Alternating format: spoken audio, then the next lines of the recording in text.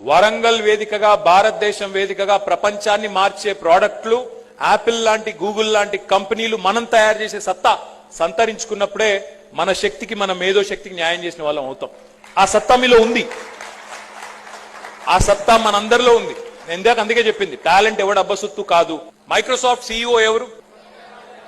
Google CEO ఎవరు? IBM CEO ఎవరు? Arvind Krishna. Twitter CEO ఎవరు? పరాగ్ అగర్వాల్. అడోబీ సీఈఓ ఎవరు? శాంతను నారాయణ్. అందరూ ఇండియన్సే, అందరు ఇక్కడ చదువుకొని పోయిన వాళ్ళే. అక్కడ పోయి ఏం చేస్తున్నారు?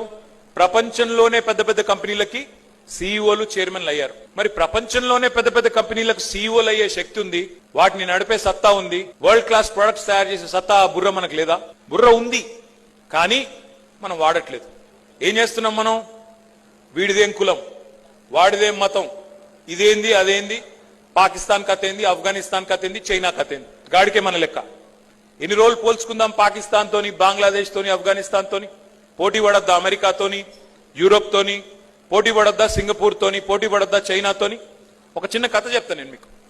1987లో 1987లో ఇండియా చైనా రెండు సిమిలర్ సైజ్ కంట్రీస్, పాపులేషన్ పరంగా చూసుకుంటే మనకంటే కొద్దిగా పెద్దవాళ్ళు.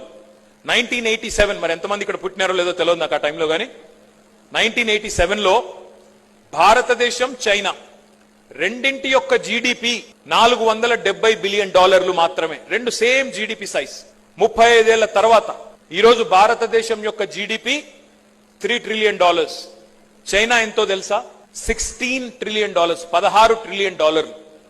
They are the second largest economy in the world. మరి ఏం జరిగింది 35 ఏళ్లలో? ఏం జరిగింది అంటే, చైనా వాడు మనలాగా కులాల పేరిట మతాల పేరిట చిల్లర పంచాయతీలు పెట్టుకొని, ఒకరినొకడు అనుమానపు చూపులు చూసుకొని, ఒకరినొకడు తొక్కేసుకొని, ఒకరినొకడు తిట్టేసుకొని, రోజు ఇంకేం పని లేనట్టు వాట్సాప్లలో ఒకరికొకరు ఫార్వర్డ్ చేసుకొని పనికి మాలిన పంచాయతీలు పెట్టుకొని అక్కడే కూర్చోలేదు. వాడు బుర్ర పెట్టి ఆలోచించిండు, భవిష్యత్ దిక్కు ఆలోచించిండు. నా పంచాయతీ అక్కడ అమెరికా తోని, వాడితో నా పోటీ తప్ప ఇండియాతోని వీళ్ళతో కాదు అని చెప్పి ముందుకెళ్లిపోయిండు. వరుసగా 25 ఇయర్స్ పాటు, 25 ఏళ్ల పాటు China double digit GDP growth rate తో ఈరోజు అమెరికాతో పోటీ పడే స్థాయికి చేరుకుంది. మరి మనం ఎక్కడున్నాం? 35 ఏళ్ల కింద సేమ్ ప్లేస్ లో ఉన్నాం. 35 ఏళ్ల తర్వాత వెనక్కి తిరిగి చూసుకుంటే అక్కడనే ఉన్నాం. తెల్లారు లేస్తే ఎవరేం బట్టలు వేసుకోవాలి, ఎవరేం తిండి తినాలి, ఎవల మతం ఏంది, ఎవల కులమేంది, ఇదే పిచ్చి పంచాయతీలు, ఇదే పిచ్చి మాటలు తప్ప భారతదేశం ఏంది, మన లక్ష్యం ఏంది, ప్రపంచాన్ని మార్చే ప్రోడక్ట్లు ఏమైనా చేస్తున్నామా, ప్రపంచాన్ని మార్చే ఆవిష్కరణలు ఏమైనా వస్తున్నాయా, దాని గురించి మనకి ఇంట్రెస్ట్ లేదు. అక్కడ వచ్చింది సమస్య. మన దేశంగానే ఒక వ్యవస్థగానే మనం ఎక్కడో we have lost the track. My humble request to the youth, my humble request to this youngsters here, దయచేసి రాజకీయ నాయకులు, రాజకీయ పార్టీలు, మా విన్యాసాలు, మా తిట్టుకోవడాలు అవి రొటీన్, అవి ఉంటూనే ఉంటాయి.